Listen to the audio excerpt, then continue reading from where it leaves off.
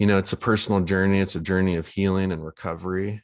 But it's kind of like the new recovery model. Like maybe the old recovery model isn't updated enough. It's too rigid. That's what it seems like to me.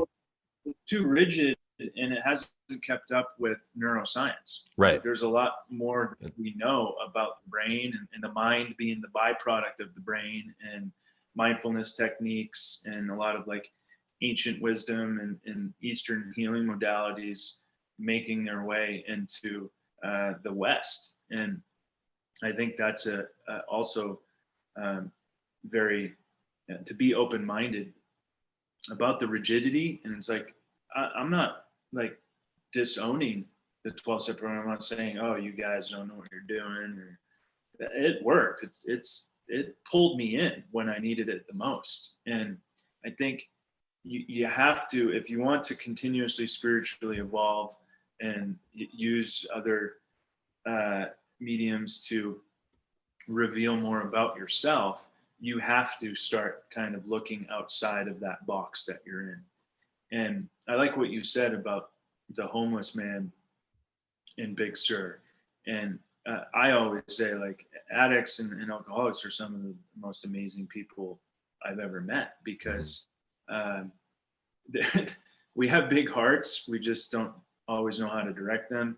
Right. But really, a lot of what our, trauma problems stem from trauma, and it's our thinking is just a little bit off. And it's our thinking mind, not the brain. The byproduct of the brain is what gets us kind of caught up in those in the loops. And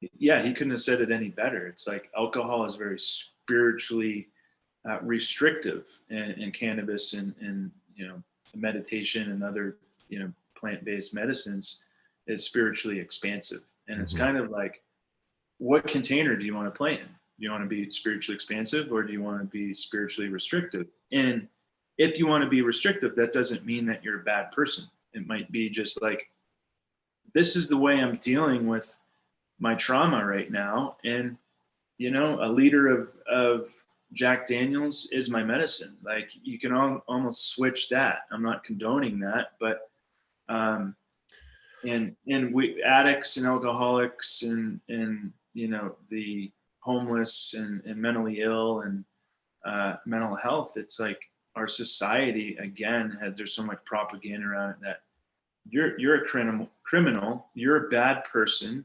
you can't get your shit together, you're a bum, right? All these like negative like connotations that go with that. It's like, well, let's look at the wider, like, open it up to the wider perspective that our society really isn't built for humanity. It's like keeping up with the Joneses, instant gratification, economic disparity, marginalized communities, intergenerational trauma. And we don't really have those tools growing up or going through school. At least, maybe our generation, Levi, you're 40, I'm 41, we're like cusp millennials, then the millennials that the elder millennials. Yeah, we remember life without phones and internet. Yep. It's like there's a lot of like change happening. And I was talking to someone that a mentor yesterday, and we were talking about like that movie Seaspiracy and just the state of the world.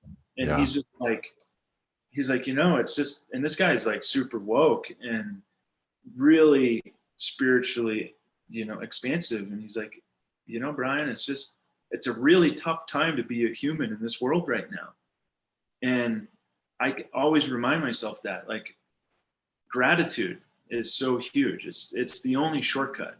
And like every day I'm grateful that I get to look out at the lake and go walk in nature. And especially in 2020 with COVID, I wasn't living in a city in an apartment building in New York and couldn't do anything. And it's like that amount of isolation. Humans aren't meant to stay inside. They need vitamin D. We're meant to play in the dirt and the trees and be around people. So it's like the real pandemic wasn't COVID. It was like this isolation and like pulling us away from community and self. And over 80,000 people last year died of drug overdoses, the most in history.